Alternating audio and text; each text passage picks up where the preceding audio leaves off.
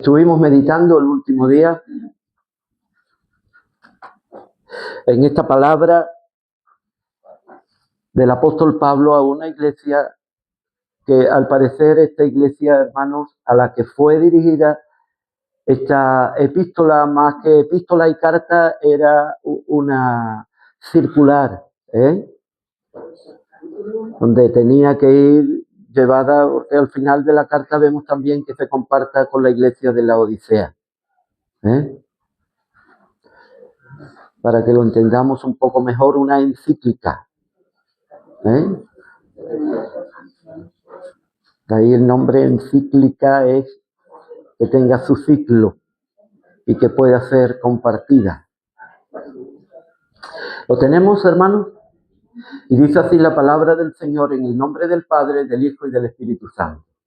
Pablo, apóstol de Jesucristo por la voluntad de Dios, a los santos y fieles en Cristo Jesús que están en Éfeso.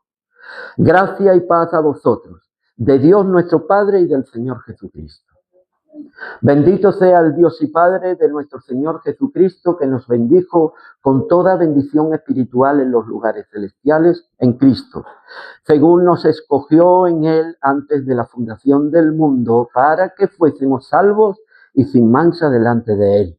En amor, habiéndonos predestinado para ser adoptados hijos suyos por medio de Jesucristo, según el puro afecto de su voluntad, para alabanza de la gloria de su gracia, con la cual nos hizo aceptos en el amado, en quien tenemos redención por su sangre, el perdón de pecados según la riqueza de su gracia, que hizo sobreabundar para con nosotros en toda sabiduría e inteligencia, dándonos a conocer el misterio de su voluntad, según su beneplácito, el cual se había propuesto en sí mismo de reunir todas las cosas en Cristo en la dispensación del cumplimiento de los tiempos, así las que están en los cielos como las que están en la tierra.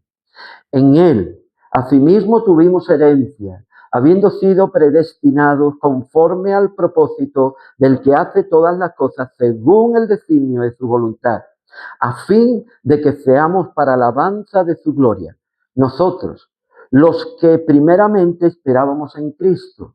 En Él también vosotros, habiendo oído la palabra de verdad, el evangelio de vuestra salvación, y habiendo creído en Él, fuisteis sellados con el Espíritu Santo de la promesa, que es las arras de nuestra herencia, hasta la redención de la posesión adquirida para alabanza de su gloria. Hasta ahí la palabra de Dios, podéis tomar asiento.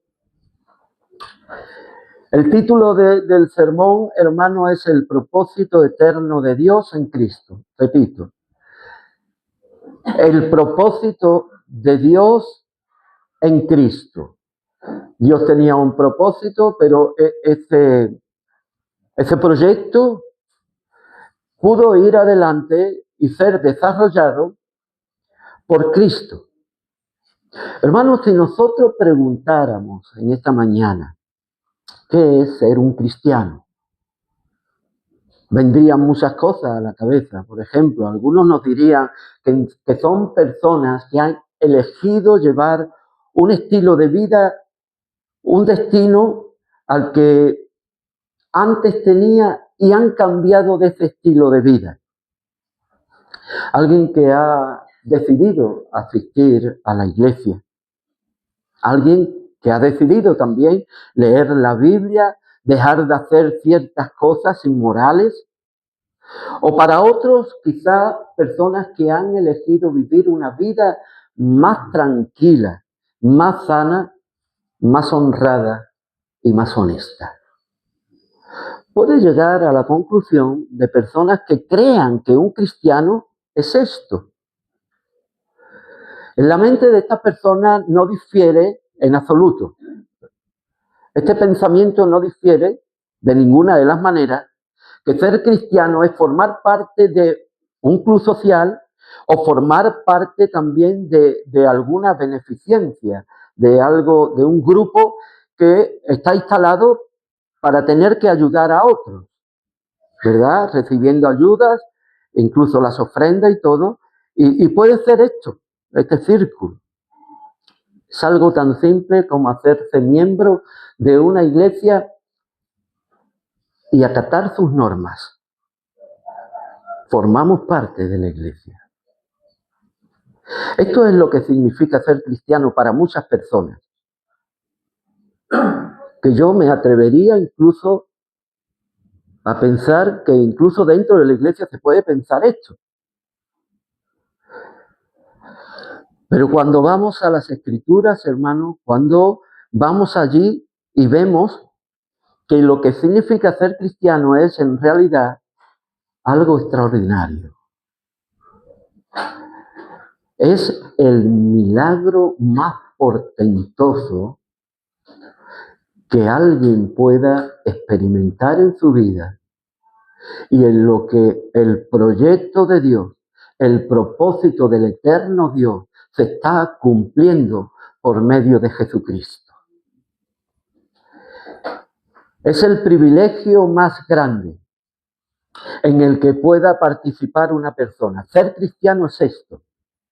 La honra más grande que pueda tener un individuo que ha podido recibir a Cristo como su Salvador y formar parte de la familia de Dios.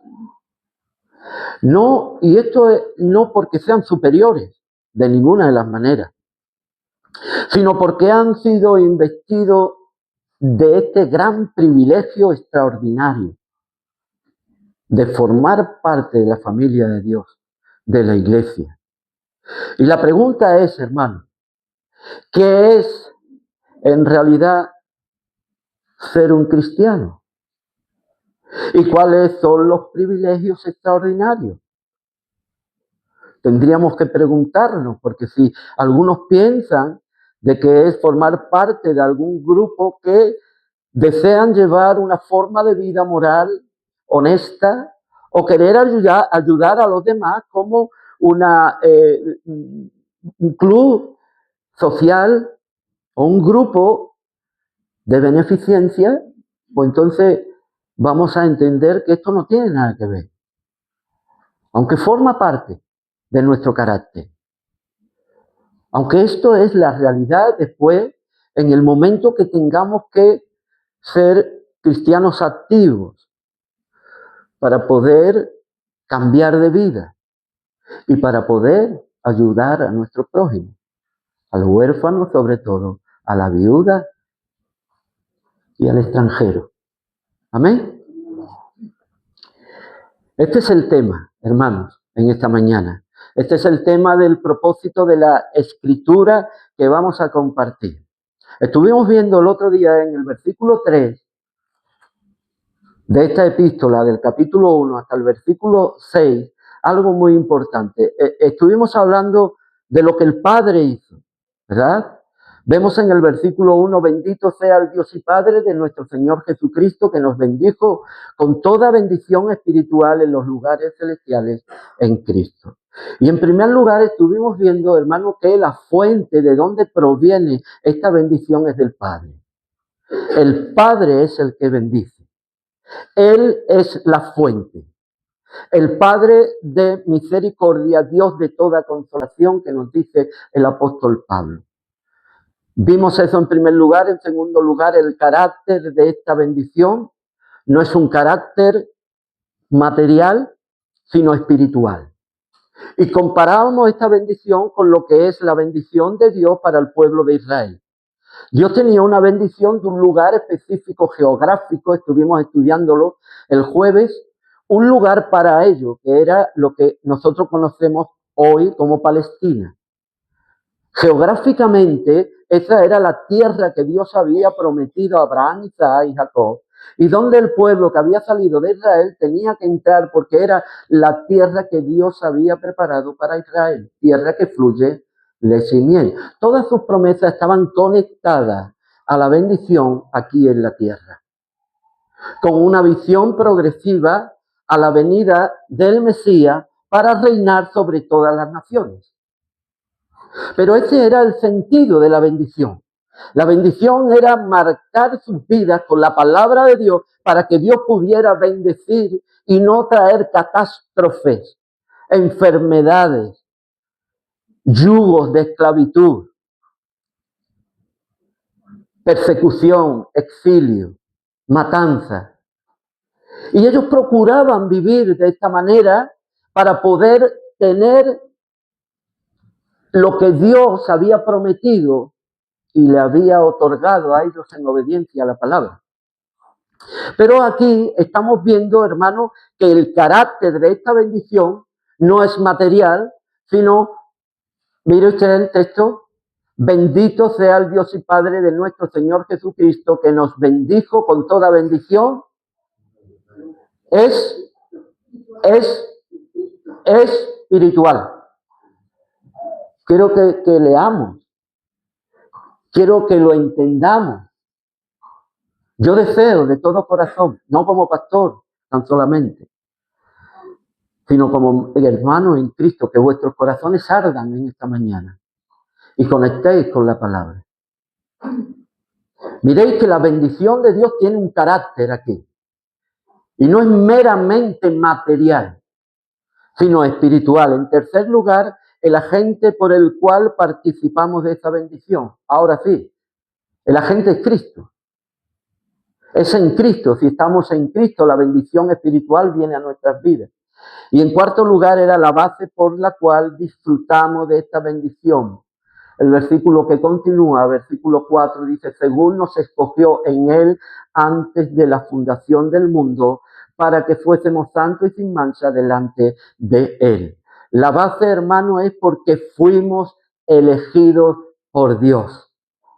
Y porque fuimos elegidos por Dios en Cristo, Dios nos ha bendecido con toda bendición espiritual. ¿Cuántos dicen amén? Esta es la idea. Pablo quiere llevar a esta iglesia a poder vivir una vida realmente conectada con el propósito eterno de Dios en Cristo. Que conecten con la bendición. Ahora hermano, vamos a tratar, desde el versículo 7, vamos a tratar. Si no podemos hacerlo, lo dejamos para otro día. Desde el versículo 7 al 14. Vamos a ver cómo el apóstol enumera alguna de esas bendiciones. Dios ha prometido bendecirnos. Amén. Con toda bendición espiritual. En lugares que nosotros no podemos ver físicamente. No podemos contemplar una tierra como lo contempló Israel. No podemos contemplar tampoco como los enemigos alrededor nuestra se someten. Eso no lo podemos contemplar. Pero hay una bendición que nos está haciendo mirar una tierra prometida más allá que la tierra en la que nosotros tenemos puestos los pies. Nos hace ser partícipe, hermanos, de poder vencer por Cristo a todos nuestros enemigos que nos rodean. Capítulo 6. Dios ha prometido, porque en Cristo han sido sometidos principados, autoridades, espíritus demoníacos y el mismo diablo, que Dios nos reprenda. Y están sometidos. No lo vemos, pero están ahí. Y vamos a ver, hermano, algunas de estas bendiciones. Espero y deseo, hermano, como bien dije antes, que como pastor también podáis recibir y podáis estar explorando en las Escrituras y pueda vuestro corazón estar ardiendo de devoción y gratitud por todas estas bendiciones que el Señor nos está dando. Que Dios nuestro Padre nos bendiga, hermano, y tengamos en esta mañana un descanso en nuestra alma. Que podamos ir echando afuera todo lo que no corresponde a lo que son las bendiciones de Dios. O creo y pienso que son bendiciones de Dios. Asaf nos habla de esto mismo. Él confundió las bendiciones de Dios. porque estaba tan metido en el materialismo que no veía el propósito de Dios en su vida. Y este es el grave problema que corre hoy la Iglesia del Señor. Hoy vivimos unos tiempos en los que nos están haciendo temer para que nuestra fe vaya debilitándose y a la vez no tengamos puestos los ojos en lo que es más importante. Y como cristianos y miembros del cuerpo de Cristo, tenemos que tener nuestros ojos puestos. El mundo debilita y desea debilitar a la iglesia. Por eso Pablo, en este contexto en el que él está hablando, en un mundo donde estaba rodeado de tinieblas, de idolatría, de vicio, de paganismo, de materialismo, está llevando a la iglesia al lugar que le corresponde para que ellos vean la bendición de Dios, que no depende la vida cristiana de los bienes materiales que se tiene, sino que se obtiene el gozo, la alegría, la esperanza viva por esa bendición espiritual que el Señor nos ha dado. Y ahora vamos a compartir algunas de estas bendiciones.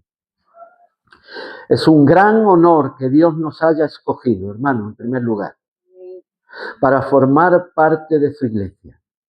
Lo primero que vamos a estar, hermano, viendo dentro de esta lista de bendiciones, se encuentra en el versículo 7. ¿Alguien lo lee, por favor, en voz alta? El versículo 7. En quien tenemos redención por la sangre, el perdón de pecados, según la riqueza de su gracia. Aquí vemos un par de bendiciones, están unidas. Es una bendición, pero están unidas. En primer lugar, tenemos redención y en segundo lugar, tenemos el perdón de los pecados. Lo primero que vemos es esto, en quien tenemos redención por su sangre, el perdón de pecado.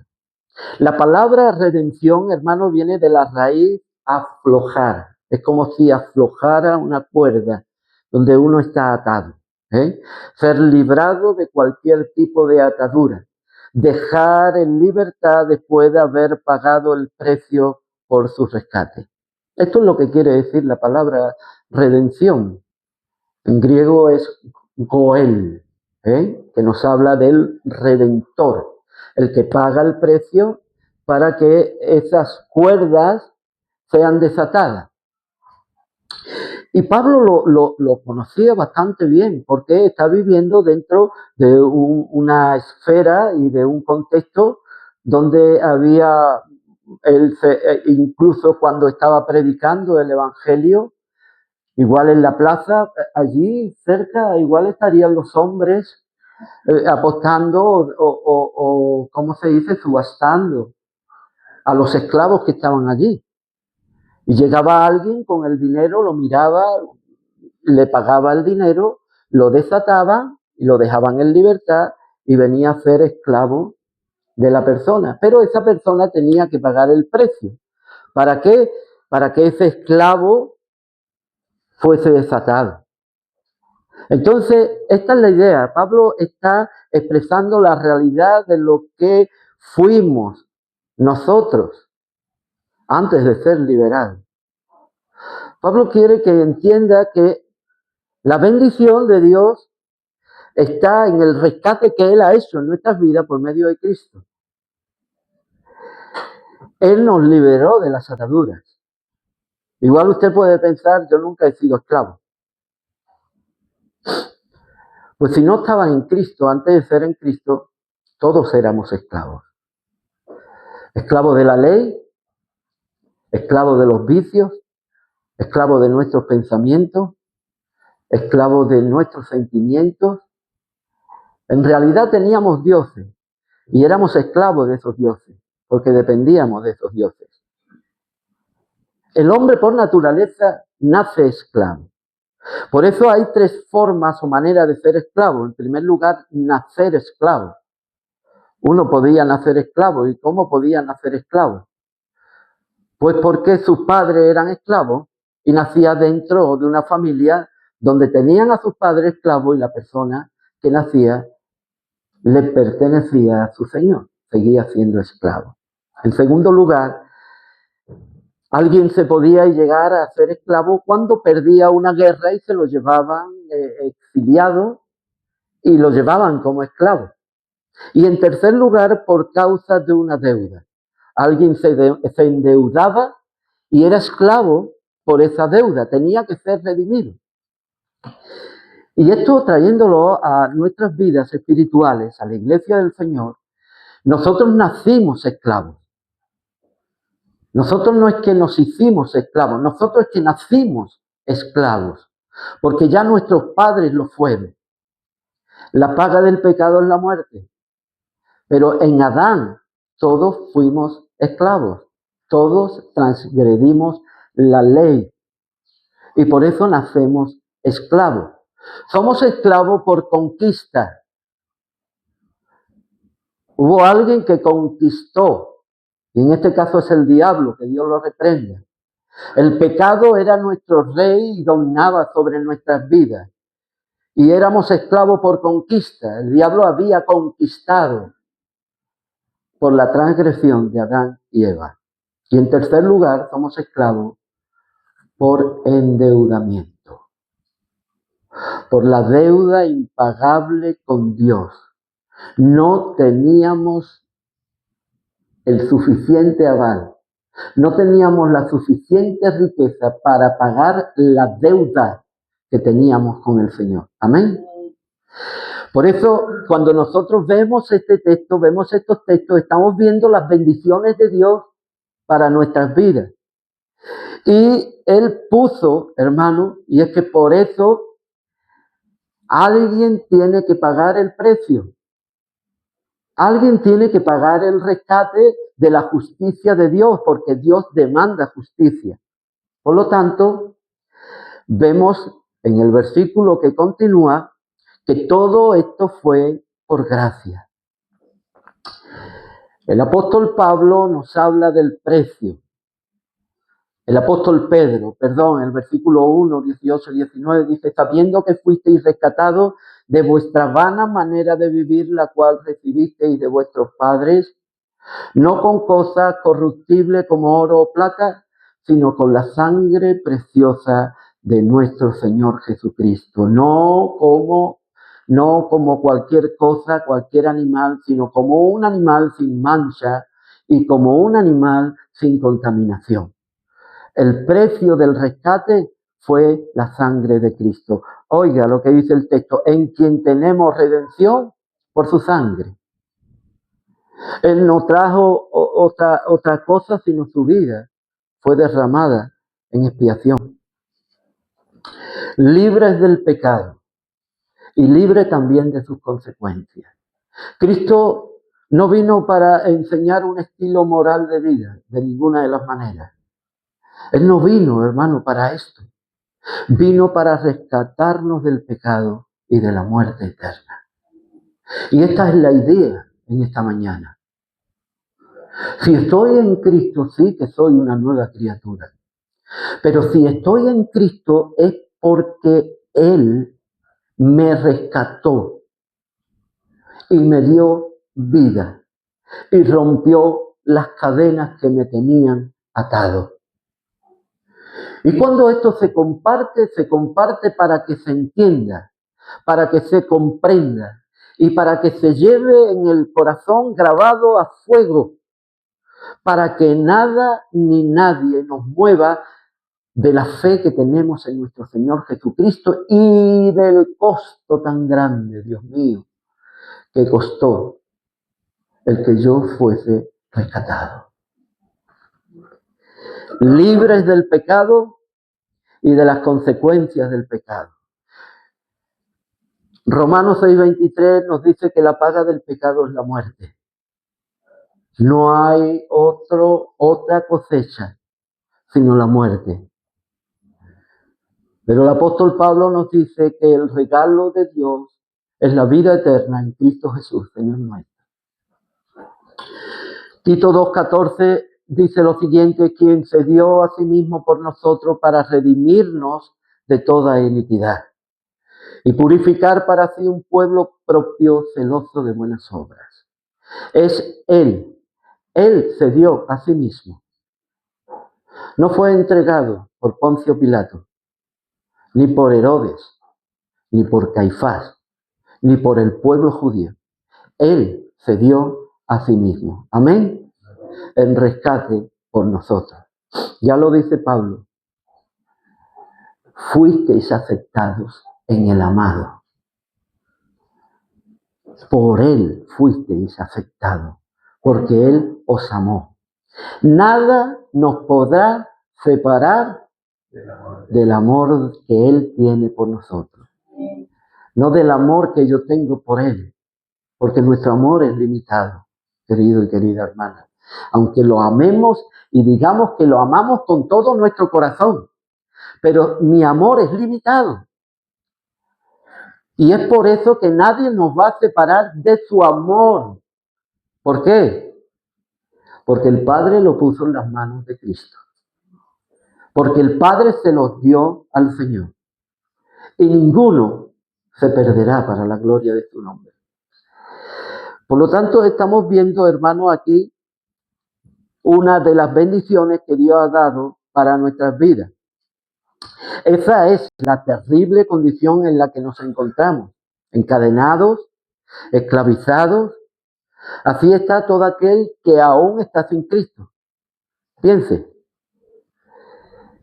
en esto. ¿Cómo estaba yo antes de venir a Cristo? ¿Y cómo están las personas que no tienen a Cristo? Piense por un momento en esto. ¿Cómo era yo? Un esclavo. No podía ni mirar a mi Señor a los ojos. No era permitido alzar la cabeza ni poder ver en el horizonte la hermosura de la creación.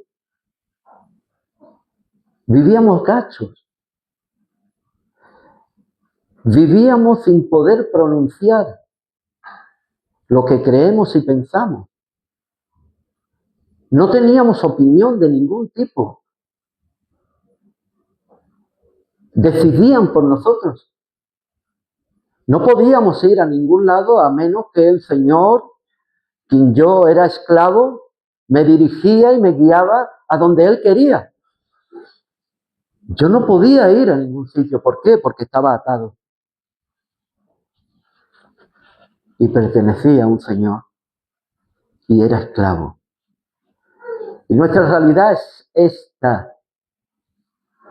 Hemos sido liberados de esclavitud. Bendito sea el Señor.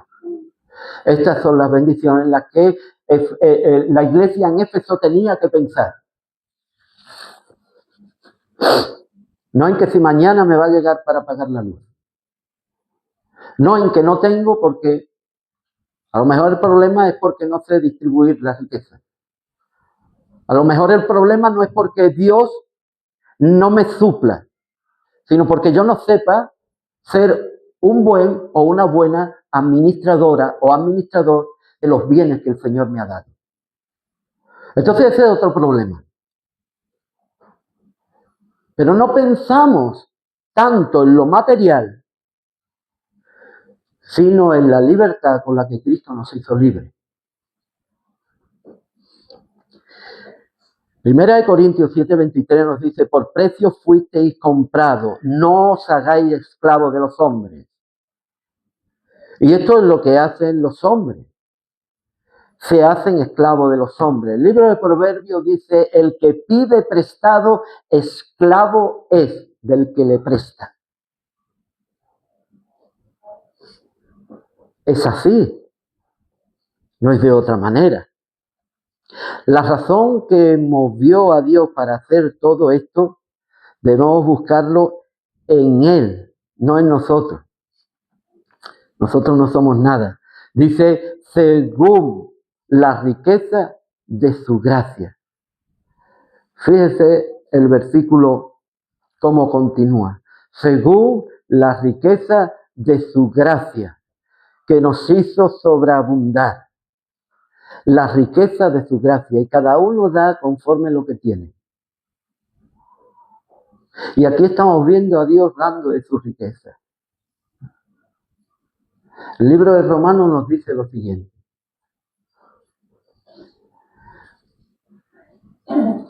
Que Él nos dio a su propio Hijo. Y no escatimó a su propio Hijo. ¿No nos dará con Él también todas las cosas?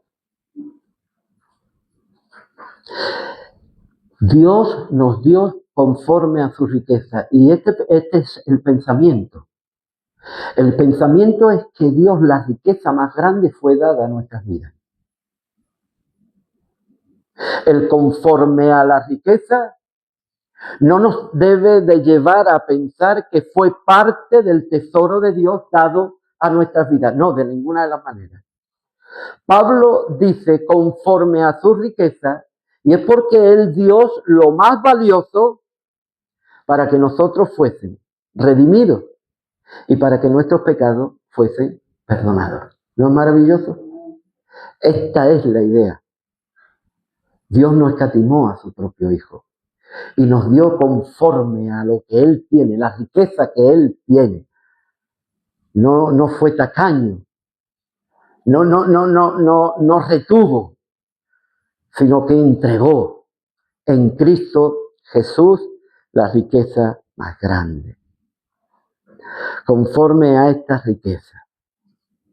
Efesios 2, 8, 9 dice, porque por gracia sois salvos por medio de la fe, y esto no de vosotros, pues es don de Dios, no por obra para que nadie se gloríe. Aquí nosotros no formamos parte de la ecuación. Nosotros somos espectadores de la gran obra y del propósito eterno de Dios en Cristo. Nosotros somos y contemplamos lo que Dios hizo por nosotros. Nadie puede jamás añadir nada a la obra de Dios. Nadie puede decir, un día Dios movió mi corazón y yo decidí. No es su decisión. Es lo que ya Dios de antemano, desde antes de la fundación del mundo, había decidido con sus propósitos eternos. ¿Estamos de acuerdo con esto? Esta es la verdadera doctrina. Hay algunos por ahí que dicen que el libre albedrío. Bueno, algunos lo quieren maquillar, ¿no? Lo quieren maquillar y decir, bueno, el libre albedrío fue controlado por Dios y Dios me dio la oportunidad. Qué complicado, Dios mío. Qué complicado es todo esto del libre albedrío. De tener uno que tomar la decisión porque ya Dios decidió de antemano y me dejó a mí decidir. No sé, es una paradoja. Realmente. Lo más fácil es que Dios me escogió. Amén. Y es ahí donde está el propósito eterno de Dios en Cristo. Y no es tan difícil. Se lo garantizo. No es tan difícil. Fueron las riquezas de su gloria. Y ahí a continuación tenemos otro par de bendiciones que la encontramos en el versículo 8 en adelante, la parte B, que nos hizo sobreabundar para con nosotros con toda sabiduría e inteligencia, dándonos a conocer el misterio de su voluntad según su beneplácito, el cual se había propuesto en sí mismo de reunir todas las cosas en Cristo. En la dispensación del cumplimiento de los tiempos, así las que están en los cielos como las que están en la tierra. Por esta razón, de la gracia de Dios, de la bendición de Dios, tenemos también aquí un conjunto de bendiciones, otro par de bendiciones, que es sabiduría e inteligencia. Dios ha dado sabiduría e inteligencia a nuestras vidas. La gracia de Dios no solo nos hizo participantes de su redención, sino también de su revelación. No solo de su redención, sino también de su revelación. Él nos hizo conocer algo que este mundo no tiene, que es el conocimiento, que es la inteligencia. Y vamos a ver qué es lo que quiere decir sabiduría e inteligencia. Dios ha revelado a sus hijos lo que nadie más conoce como ellos lo conocen. Nadie conoce. Pablo lo dice, el hombre natural no discierne las cosas que son del Espíritu de Dios, porque han de discernirse espiritualmente. Nadie puede llegar a discernir. Quédese usted con esa palabra. A discernir. La gracia de Dios hace esto y nos hace partícipes. Dios ha revelado a sus hijos lo que nadie más conoce. Es conocer. ¿Y qué es esto? El misterio de su voluntad. Dios ha revelado y ha dado esta bendición en toda sabiduría e inteligencia, dándonos a conocer el misterio de su voluntad. Y un misterio es algo que está oculto, que amén de que no lo revele Dios, nadie lo puede conocer. Pablo lo dice así, de esta manera. Se me reveló el misterio en Cristo, la revelación del Evangelio, para poderla llevar a todas las naciones y puedan conocer a Jesucristo. Nadie jamás puede conocer y tener la vida eterna y de ello nacer de nuevo si Dios por su Espíritu no le revela el conocimiento de la palabra de Dios. Nadie. Acuérdese usted de Lidia. Lidia había oído muchísimas veces la palabra de Dios, pero nunca su corazón fue abierto. La intervención de Dios en la revelación está cuando Dios abre el corazón. ¿Y sabe usted de la connotación que lleva esto? Nuestro corazón, dice el libro de Jeremías, es como una roca, como una piedra dura, embotada. Y ni sentíamos, ni teníamos discernimiento para poder conocer los planes de Dios. Sin embargo, cuando la palabra del Señor, dice el libro de Jeremías, viene como un martillo y rompe nuestro corazón, es cuando la palabra del Señor se revela a nuestras vidas, individualmente. Dios lo hace de esa manera y trae el nuevo nacimiento. Y ahí Dios es que revela el misterio que vemos aquí de su voluntad. Un misterio en las Escrituras no se puede conocer si Dios no lo revela. Y tendríamos que preguntarnos esto qué quiere decir. Nosotros conocemos lo que Dios ha revelado, pero poseemos también el entendimiento necesario para poder vivir de acuerdo a esa revelación. Hay muchas personas que conocen, ¿no? Usted, por ejemplo, la inteligencia que se menciona aquí, esta inteligencia es sinónimo de perspicacia, que es una inteligencia aguda en la facultad de percibir lo que no es evidente, pero se percibe. Es esta agudeza la que Dios trae a nuestras vidas para poder ver más allá de la letra, más allá de lo que nosotros conocemos. Dios ha traído esta riqueza en gracia y hizo sobreabundar para con nosotros en toda sabiduría. Y el propósito de la sabiduría y de la inteligencia es que Dios tenía que darnos a conocer